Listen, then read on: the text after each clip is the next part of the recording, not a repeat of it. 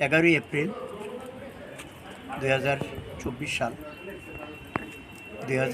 1936 সালের 11ই এপ্রিল সারা ভারত কৃষক সভা প্রতিষ্ঠা হয় লখনৌ শহর। সারা ভারত কৃষক সভার প্রতিষ্ঠার পেছনে একটি বিরাট ইতিহাস আছে। সবটাই এখন বলা যাবে না, সংক্ষেপেই বলছি। বিচ্ছিন্নভাবে বিভিন্ন রাজ্যে জমির জন্য এবং কৃষকের অধিকারের জন্য লড়াই চলছে। আপনারা শুনেছেন রাজস্থানের ভিল বিদ্রোহ, ছোটনাগপুরের কোল বিদ্রোহ, উড়িষ্যায় খোন্দ উপজাতিদের বিদ্রোহ, বাংলার সন্ন্যাসী বিদ্রোহ,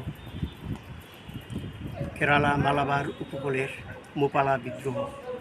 এরকমভাবে সারা দেশেই বিভিন্ন রাজ্যে চলছিল।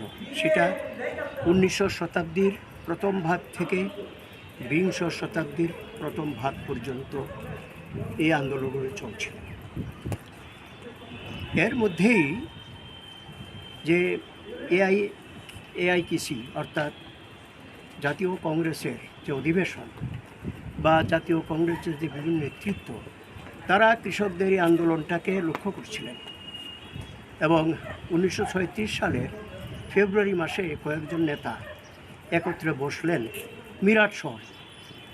বসে সেখানে আলোচনা করলেন যে ঠিক আছে, এআইকিসির আন্দোলন তো চলছে, জাতীয় স্তরে কংগ্রেসের আন্দোলন চলছে, কমিউনিস্টরা সেই আন্দোলনের মধ্যে আছেন, সেই কংগ্রেসের ভিতরেই আছেন সেই আন্দোলনে, সেভাবে চলছে, কিন্তু কৃষকদের জন্য একটা আলাদা প্ল্যাটফর্ম দরকার।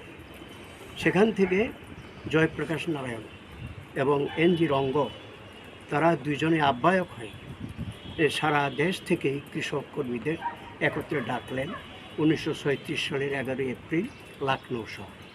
তাই একই সঙ্গে এই কংগ্রেসের অধিবেশন চলছিল, তো তার আলাদাভাবে বললেন এবং সেখানে তারা অল ইন্ডিয়া কিষাণ কংগ্রেস নামে সংগঠন তৈরি করলেন। এবং সেই যে সমাবেশটা হয়েছিল, ভারতবর্ষের টপ লিডার্স যা আছে সবাই ছিল প্রায়। নেহেরু সেই দিন ছিলেন না, উনি শুভেচ্ছা বার্তা পাঠিয়েছিলেন। এছাড়া জয়প্রকাশ নারায়ণ, কেডি মালব্য, এনজি রঙ্গ, সহজানন্দ সরস্বতী, কমল সরকার, সেই লাল বাহাদুর শাস্ত্রী, তারপর রাম মনোহর লোহিয়া, যত নাম বলেন প্রায় সবাই ছিল সেখানে। অল ইন্ডিয়া কিষাণ কংগ্রেস গঠিত হয়। প্রথম ওই সেক্রেটারি হয়েছিলেন এনজি